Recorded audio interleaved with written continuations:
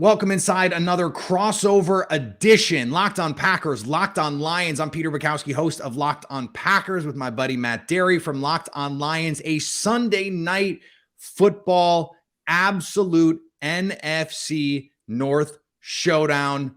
It is going to be potentially for all the marbles, or it will be for just some of the marbles, as the Lions can be eliminated before this game is even played. We'll talk about that with Matt, of course. Today's Crossover Thursday presented by our friends at PrizePicks. PrizePicks is fun. It's easy. It's daily fantasy made right. You don't have to compete against me or Matt or anybody else, just the number. You and the number. You put a couple picks together, you can win up to 10 times your money. PrizePicks with the promo code Locked On will get you up to $100 deposit match. Use the promo code Locked On with PrizePicks.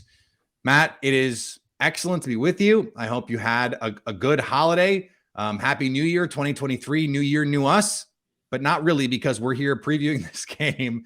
But it is kind of new year, new teams, because the Packers and the Lions each very much not the teams that we saw in early November when these guys got together that first time. What stories are you following right now with this team? First of all, Pete, are you done making fun of the Lions? Like, have we reached the point now where you're done? I will still make fun of the kneecap biting part of it, but okay. I have been on the Lions. I told you before the season I thought they could make the playoffs, and you got mad at you had laughed at me. I know, that's true. That's true. I love talking to you, Pete. I'm so happy that this game has meaning. You and I have done a few of these over the years where week 18 or even 17 back in the day was just nothing, and it was Jordan Love or it was Jeff Driscoll or whoever was quarterback in the Lions. But this is great. And I want to put something out there right away. This notion or this narrative that if Seattle wins, which I think they will, at 4:00, that this will mean nothing for the Lions is so false. The Lions want this badly, regardless if they're knocked out of the playoffs. They want to beat Aaron Rodgers. They've heard him chirp a little bit. They want to finish second in the division. They want to finish with a winning record. So this game will have extreme meaning to the Lions, regardless of what happens in Seattle. I just want to throw that out there. Can I build on that and ask you this question, because it's something that has been sort of a part of the discussion in the narrative in Packers circles this week? This idea that the Lions are actually more dangerous if they're not playing for the playoffs, because then it's like last year. Then it's, hey, flea flickers, reverse passes. It's empty the tank, and that I think there's a reasonable case that I kind of would rather the Lions have something on the line, because Dan Campbell might not go for every fourth down and they might not bust out some of these trick plays. What do you think about that? That's an interesting point. I think they're going to empty the tank anyway. I think they're going to play. So then it doesn't matter. Right. I think they're going to play the exact same way no matter what. Now, with that being said, the recklessness at times of Dan Campbell over 2 years with fourth downs and stuff, I think he's dialed that back. He's settling for 3. He's utilizing his kicker now, Michael Badgley, a little bit more than he had. And I think he's going to coach this the same way. And I think Ben Johnson, the offensive coordinator, who's now rumored to be, possibly a Carolina candidate, he's doing a good job. I think they're going to go with this thing the exact same way, no matter what happens at 4:00 out in Seattle.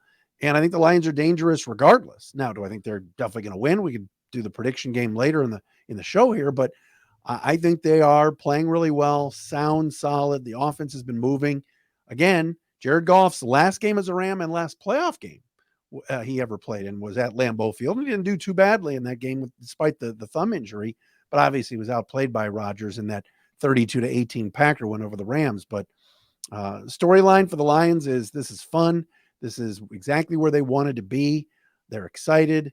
Bounce back against the Bears last week, but obviously the Bears are pathetic. But, hey, the Lions played really well and got to rest some of their starters, but they are excited. This town is up for grabs for what's going to happen Sunday night. Yeah, I also want to give you credit, because the last time we were on the show, I asked you about the future of the Lions, and you have told me both on and off air that you think Jared Goff can continue to be the quarterback for the Lions, that they believe in him more than people on the outside. And it seems to me that the last 8 weeks have validated that. They are number 1 in offensive stats for like 2 months now. Number 1 in EPA per play and DVOA. Like it's crazy what this offense has been. And I think that's the biggest thing for the Packers is the defensive improvements that we've seen over the last few weeks, and they've been real for Green Bay. This defense is playing much better the last month and a half. If they're going to go against an offense, and I know this feels weird because Dalvin Cook is not on the Lions and Justin Jefferson is not on the Lions. This Lions offense is objectively better than the Vikings, and they're more explosive, they're more consistent. And again, I know that if you're a fantasy football player seems weird. The Lions are better and have been better all season. It is a huge test for this Packers defense, especially now that you bring Jameson Williams back into this offense that already had Amon-Ra St. Brown playing at, a borderline all-pro level. Jamal Williams, all he does is score touchdowns. Yeah. The offensive line is playing really well. Like, I am so much more afraid from a Packers perspective of this Lions offense than of anything the Vikings could do. That makes this a really fun matchup. We might get a rehashing of Lions Seahawks from earlier in the season. What was that game? 39-36 or something crazy like that. Like, that might be where we're looking 45. Because this Lions offense, like, can you give me a little Jameson Williams on what he's done? And because they're bringing him along, it seems like slowly, but every time he does get an opportunity, you're just like, whoa, who is that guy? I think this is the game, Pete. And I want to ask you about the Packers too, but I think this is the game they unleash Jameson Williams. He's not really touched the football much in 5 weeks. I mean, he's been back, but it's been small doses. The long pass for a touchdown against the Vikings a few weeks ago, then that was it. A few targets here and there. Last week, a reverse where they got him in space and he ran for 40 yards, and then you never saw him again. This might be the time, Sunday Night Football, national audience at Lambeau, where all of a sudden he's a bigger part of what they're doing. But you're right, the consistency's been there. I just, it's not like I'm this big golf fan, but I was on with you, whether it was on this program or on Locked on Sports Today. We were talking about what the Lions think of Jared Goff. I don't think they want to start over. I don't think they are in love. We're in love with Malik Willis last year. Like Lion fans were going, how could we pass on Malik Willis? Now this year, if they're in a position to get Stroud using the Rams pick or Levis or any of these other quarterbacks, obviously Bryce will be gone, but to Houston, but I don't think they're doing that. I think they feel like Goff offers leadership. Jamal Williams had a 50, 60-yard run this week when Goff was on the sidelines and the game was over and Sudfeld was in. And here's Jared running on the sidelines with his helmet off, just rooting on his teammate. They like that. And so I don't think he's going anywhere. So what about in Green Bay? What are the storylines up there? I mean, I think there are many of them. But right now this team was 4-8, and it's very similar to the Lions. It's an atypical situation for the Packers to be in, to be sitting at 4-8 going, what is happening, to now be on this win streak, which I think felt inconceivable at 4-8. Now looking like, well, hey, why not Green Bay? Because the 49ers look vulnerable. Philadelphia suddenly looks vulnerable. They already beat the Cowboys. They've already beaten the Vikings. So why not? Why can't this be the year that they go on a run? You're hearing the whispers of like, this reminds me of 2010. And when that team needed to win the last 2 games to get in, they get in as a wild card and they go on that magical run. This version of Aaron Rodgers not playing as well as that version of Aaron Rodgers. But part of that is the fun of this, right? Like in 2016, they won all those games. And it was because of Aaron Rodgers. He just went en fuego. Well, what if Aaron Rodgers does that again? Like, because they're winning with the run game and defense. If he does that, there's no one that they can't beat. And I think that's part of why this is so fun, is because they're winning these games. They've gone on this win streak because the defense has been better and because they've committed to saying, Aaron Jones and AJ Dillon, you're the engine of this team. Aaron Rodgers, just don't screw it up. And then make a couple plays. And I think that that's something that they can really rely on. I was trying to think, and I think it's probably 2016, right? The last time that the Lions played in a game this big. Yeah, I know you and I were talking about it on Twitter. I mean, the next year in 2017, the second to last game against the Bengals, they were 8-6 at the time. And that was a huge game because that would have propelled them likely into the playoffs. They lost that one and then lost to the Packers, or beat the Packers next week, but they were already eliminated. Certainly, the last Jim Caldwell, Packers, as I recall. Yep, the last Jim Caldwell season, second to last Jim Caldwell season, they played in the playoffs against Seattle. 2014 Cowboys game. There's been a few, but this, you're right. I mean, this feels different because of the regime change, the love for Dan Campbell, players being bought in, And even if they're eliminated, to just beat Green Bay and have some momentum going into the season, and somebody actually picking the Lions to play on Sunday Night Football and being flexed in. I know that a lot of it's Rodgers, but it means something to the fans here. It is pretty cool. I can think of more crucial late season, like week 18 Packers Lions games than any of the other teams that the Packers have played in the Aaron Rodgers era. Like they had a win-in game against the Vikings that they lost. That one was 4 to the division. It was against Teddy Bridgewater, but 2014, right? There was the Matt Flynn game. And then 2016, right? Didn't they play in the last week in 2016? But then we found out right before the game that they were both getting in anyway. So it didn't really matter the same kind of way. Yeah. But like the Bears, 2010 was the only time I can think of that game mattering at the end of that season. So it's interesting that I make my jokes about the Lions, but at the end of the season, these teams play a lot. There have been some games that matter a lot. Let's dig into the matchups here as we get ready for Sunday Night Football. Betonline, your number one source for all of your betting info, stats, news, analysis. Packers 4.5-point favorites in this one over with our friends at Betonline. That was the opening line, if I'm not mistaken. And so it hasn't really moved so far. We'll see if it stays there over the course of the week. If you have a lean, Betonline is the place to play it. Head to the website or use your mobile device to learn more about the trends and the action. Betonline, where the game starts. And we appreciate you making Locked On Packers and Locked On Lions your first listen every day. Subscribe to Locked On NFL and get daily conversations on the biggest NFL stories, plus in-depth analysis on the biggest games with NFL key predictions every Friday, and on Monday with local insiders who cover the weekend with game-to-game episodes. Locked On NFL. You will find Matt and I on Locked On NFL, of course, when the Packers and Lions are the big story, available on YouTube and wherever you get podcasts. Matt, the last time we did this and talked about matchups, we were talking about one of the worst defenses in the history of the NFL. The Lions are no longer that. They are just sort of run-of-the-mill bad. If you look at the numbers, they're sort of in the low 20s now versus the 31 or 32 that they were before. What have they done to turn that around? Because I think that's a key in this game. If they can play, better than they had, or certainly better than they did against the Panthers. Some of these guys are growing up right before our eyes. I mean, Aiden Hutchinson is having a really good second half, and is certainly in the discussion for Defensive Rookie of the Year with Sauce Gardner and Tariq Woolen and others. And all of a sudden, this James Houston kid, the 6th-round pick, is a sack machine. Yeah. So now teams are fearing the Lions up front, which we haven't been able to say in years, probably going back to Ndamukong Suh and that D-line back in 2014. So that's been pretty cool to see. They're tackling a little bit better. I know today this will be the Aubrey Pleasant Bowl on Sunday night. Yeah, because he's now a Packers advisor or coach. But the Lions firing their secondary coach did something. I don't know what exactly, but they've been better since. So that's been a good thing. They got run over by Carolina just 2 weeks ago, and that's still in the back of my mind a little bit how embarrassing that was.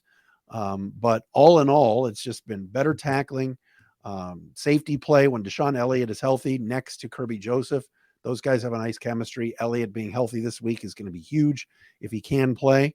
But again, I think it's kind of the Hutchinson and James Houston factor. A 6th-round pick that was inactive and for weeks, and all of a sudden has been good. So it's been nice to see.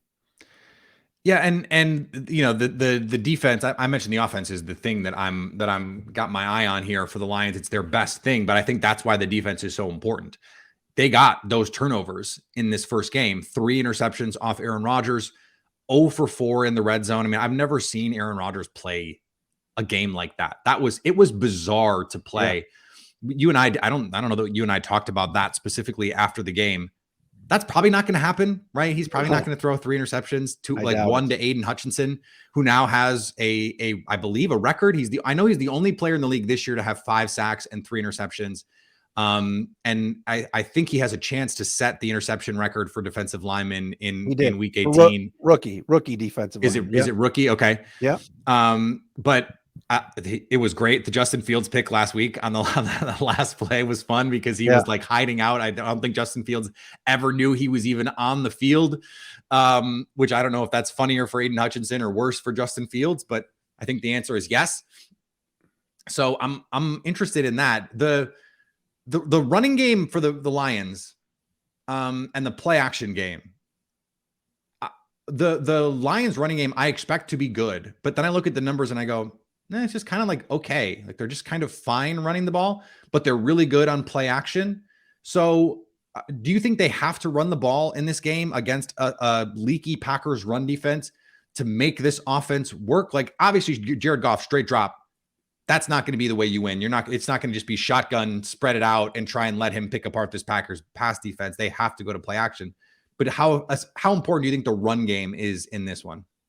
Well, obviously it's important because it keeps Rodgers off the field. I mean, if the Lions are forced to play from behind and it turns into a shootout, yeah, they can muster up some points, and I think they will. But it kind of starts with that two-headed monster. And this past weekend, I know it was the Bears, and we can make jokes all day for Lauren Cox, our buddy on Locked On Bears, but we love you, Lauren. Yeah, we love them. DeAndre Swift and Jamal Williams running the football have been really good. Yeah. Then you throw Justin Jackson and Craig Reynolds in as running backs 3 and 4, and when they're out there, they do well. That offensive line is really good. And so that's set up the play action. The tight ends are involved now a little bit, but watch for Swift. He's been better the last few weeks. It's almost like he's healthy again, aggressive, turning the corner, hitting the right holes. And I like what I've seen from him. You said leaky Packer run defense. I mean, what's been that problem there? Is it the guys up front or is it the linebackers? Yes. I think unfortunately is the problem, but it's been much better lately. They did a really nice job against, the Dolphins. The Dolphins got them on a couple runs early on, and then in the second half it was lockdown. They held Dalvin Cook in check. Now part of that was game script, right? The Vikings not able to stick with the run because they're having to play catch up, but still, even when that game in the first half was up in the air, they did a really good job against Dalvin Cook. 3 plays inside the 5. And the Vikings can't score, including a great play by TJ Slayton to tackle Dalvin Cook behind the line of scrimmage. Part of it is that Devontae Wyatt is playing more, the first round pick from Georgia. Dean Lowry is playing less because he's hurt. He's off the field. And TJ Slayton is a factor when he's been out there. And I don't know why he's not playing more. He has been lately, and he's been playing really well. That frees up Kenny Clark. And then you're seeing, your point about the pass rush and this front for the Lions, guys growing up defensively. Quay Walker has been growing up as a linebacker. Some of his best games have been over the last month. Devondre Campbell is starting to look like the guy we saw last year who was an all-pro. And Adrian Amos, who is that key run-fit alley player for the Packers. If you're going to play too high as much as Joe Barry does, and I know you guys in Detroit know Joe Barry, then you have to be able to play top down in the run game. And all of a sudden, Adrian Amos looks more like the guy that he was the last 3 years than he has the guy that he looked, early in the season when it just sort of looked like, this guy might be toast. He doesn't look that way anymore. And so it's the Packers' best players are playing better. Kenny Clark is playing better. Jair Alexander's playing better. Devondre Campbell is playing better. And then you're seeing the maturation of these other players who are growing into roles and I think taking advantage of these opportunities to get more playing time. The TJ Slaytons, the Devontae Wyatts, and like the Lions are doing this too. Just taking a 6th round pick, for example, and turning him into an impact player. The Packers, Kingsley Enagbare, fills in for Rashawn Gary, who got hurt in this Lions game the last time out. He leads rookie pass rushers in win rate, according to Pro Football Focus. Enagbare does, ahead of Aiden Hutchinson. Aiden Hutchinson is 2nd. So you have to get that kind of production because in the NFL, as you know, this is a war of attrition. And, I want to be careful about those metaphors because obviously the DeMar Hamlin situation is in all of our minds. Yeah. Harrowing. And it is very much on our minds. But so I think that it's finding those players to step up, and they have. The Rudy Fords, these guys you pull up off the scrap heap. You have to get contributions from those guys because at some point you eventually need them in a game like this. Jair Alexander's hat. Are we going to see that this week? Well, I'm wondering if you think the move, like if you were advising the Packers, hey, just throw Jair on Amon-Ra St. Brown. Is that he plays 60% in the slot? So that becomes difficult. You probably have to send safety help if you're going to do that. But that's what the Packers did with Justin Jefferson. It's when he's in the slot, it's Jair on him, and you have this cone safety over the top. Is that the way to take care? Like, as much as you can take care, in quotes, of Amon-Ra St. Brown? Is that the way to do it, do you think? Well, I mean, Justin Jefferson is so elite, and I'm not saying Amon-Ra is not really good, because he is, but there's something about St. Brown where he just gets open, and it's more dink and dunk than necessarily a Justin Jefferson, 7th grade fly pattern. Right. I mean, to use an old phrase from our youth, Pete, but Yeah. St. Brown just finds a way. So to sit here and say, oh, well, Jair is just going to play him and blanket him all game, it's tough. If they go zone, they try some things, somehow Amon-Ra finds a way. If it's Amon-Ra for 4 catches and 82 yards, the Packers would be in better shape than it's 7 for 82, because somehow, some way, St. Brown's got that 3rd and 7, he gets you the 8 and keeps the chains moving. So yeah, he's I think one of the highest graded. I think he's number 2 in yards per route run this season. So yes, he does get you 8 on 3rd and 7, but he can also, like, the way Ben Johnson is scheming that team up. I mean, he's running free in these zone defenses. Yeah, it's tough to match him. He is an absolutely incredible player. I kind of still can't believe the Packers did not draft him. That's a different thing. A lot of teams passed on him, man. A lot. I do wonder if the fact that Equanimeous St. Brown was on their team and kind of in the doghouse was part of the reason why they didn't. And if that is true, that's kind of a whiff. Today's episode brought to you by our friends at Built Bar. I haven't had my Built Bar today, but I plan to. In fact, maybe as soon as we're done with this show, I will have one. I have one almost every day. Every day. Because they are delicious. Like, I can't emphasize that enough.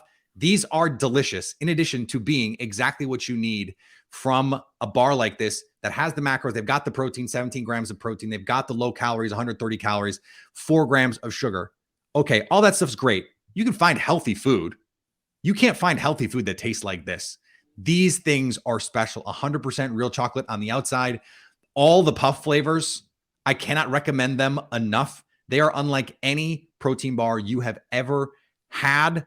And now you can get them at Sam's Club, at Walmart. You don't have to go online, although please feel free. Built.com, you can go get them. But Sam's Club, Walmart, they have them there. Easy enough. You're there doing some other shopping. Grab some Built Bars. Your stomach will thank you. And thanks for making Locked On Packers and Locked On Lions your first listen. For your second listen, check out the Locked On NFL podcast, bringing you the local insights you love, the national spotlight with daily conversations on the NFL's biggest stories. Locked On NFL, available on YouTube and wherever you get podcasts. All right, Locked On Packers, Locked On Lions, Matt Dery, Peter Bukowski with you as we get set for Sunday night football. Matt, if you were going to boil this down to one thing, okay, the Lions win because. What is the because? If they take care of the football and don't turn it over, and there's not a Goff fumble, and he's been good with it lately. He's been real good with the football lately, but kind of reared its ugly head in that Carolina loss when they were ready to go in and go up 14-7. He fumbled a snap from Ragnow. It was both their faults. But he's, other than that, for the past, 2 months, he's been really good with the football. Question is, under the lights, Sunday night, temperatures in the 20s, will he cough one up? Will he throw that pick that, we sit here on Monday and go, man, the Lions were the better team, but there was a costly interception or a fumble. I think it's the turnover battle. If the Lions win it, they can win this thing. What about for the Pack? I mean, the irony of that is exactly what happened to Green Bay in the first game. They should have won that game. They outplayed down to down the Detroit Lions, and Aaron Rodgers could not stop throwing to the wrong team. Yeah. And that is not the narrative you expect in a Jared Goff, Aaron Rodgers game, but that's what we saw. So in light of that, my answer is red zone offense. Play and finish drives, because they went 0 for 4 in that first matchup, almost 400 yards of offense. In 8 drives where the Packers tried to score, Matt, they were in Lions territory on 7 of them and managed 9 points. That, you just aren't going to beat a lot of teams doing that. And so we've gotten this far and not talked about the home road splits. I actually want to ask you about that because I don't think this is going to be a game where you're going to see the Lions score 30. Maybe, but I think for the Packers, converting in the red zone is going to be the key, because I think they're going to have 3 or 4 good opportunities in the red zone to score. If you can get touchdowns, I think it's going to be hard for the Lions to match that. And that leads me into this question about the home road splits. I was looking at points per game. It's 2 touchdowns different. I know. 2 touchdowns. They're the greatest show on turf at home, and they're the same old Detroit Lions on the road. What is the deal there? I don't know. I wouldn't go that far, but I will say they just don't convert those third downs on the road. It seems like, if there's a 3rd and 4 or a 3rd and 7, whatever it is in a passing situation at home, they always get it. At least this year, it's been amazing. Whether it's the tight ends, whether it's Chark, whether it's St. Brown, running backs out of the backfield, they've done it. On the road, it's a different story. They've had to settle for field goals or a Dan Campbell go for it situation. You go back a few weeks ago at the Giants road game, the Lions just pounded New York, especially on the ground. And I think they caught the Giants looking ahead to Dallas on Thanksgiving Day. Even when they won against the Jets on the road, the last road win, their offense wasn't great, but when they were inside the red zone, they got touchdowns. But you're right. It's a totally different story. I wouldn't say Goff sucks on the road or what, but the numbers aren't as good. It's just the bottom line is, you're in the dome and the comfortable settings. But I think the Lions are going to be okay. I think they're going to score, but like you said, they're not going to put up 40. No way.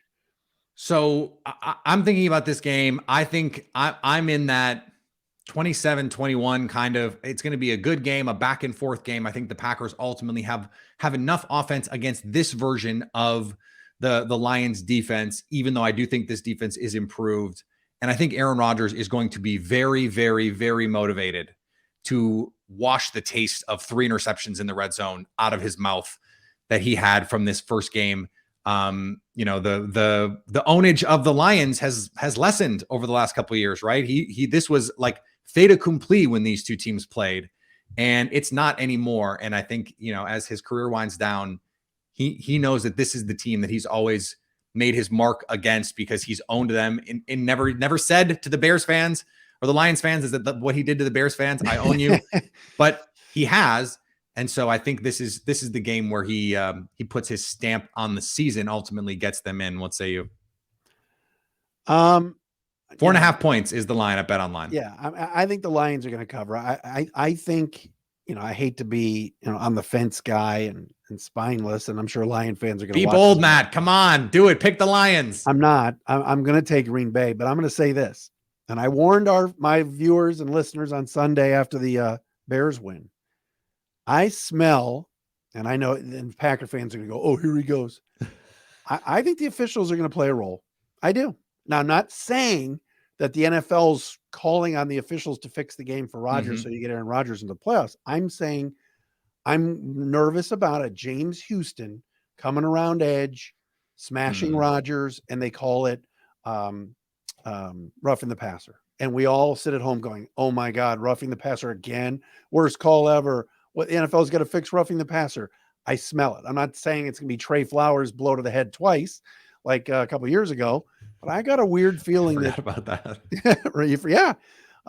Lions outplayed him that day. So I think it could come down to something like that. And maybe it's a wussy sounding Lions host saying it, but I also think Mason Crosby, I'm concerned about Badgley in this game. And I wouldn't be as concerned about Crosby, who's made all those big kicks in that stadium. So I'll go 27-24 Green Bay. Okay.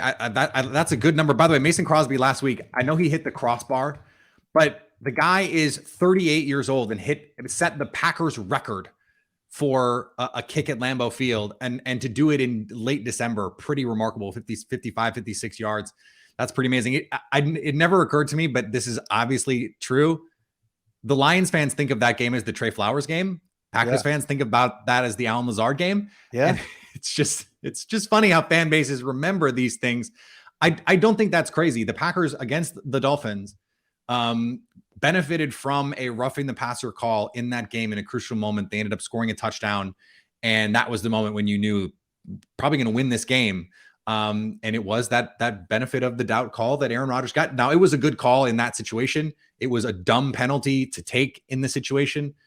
But this is when you have rookies and they're trying really hard to win games. A game could come down to that. I think I just have you have the gut feeling about the officials.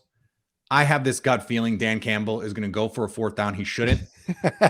and it's going to cost him. It's going to be one of those like, okay, it's 4th and 2 from their own 33, and they feel like they have to do it because they're down 3 early, or it's 7-0 early, and they feel like they got to go. And then all of a sudden it's 10-0, it's 14-0. Right. And the Lions, for all their explosiveness, they're built to play closer games because they need the play action, all that stuff. I think I could see that being the way that this sort of plays out. But again, I think this is going to be a back and forth nip and tuck kind of game. I think it's going to be really fun.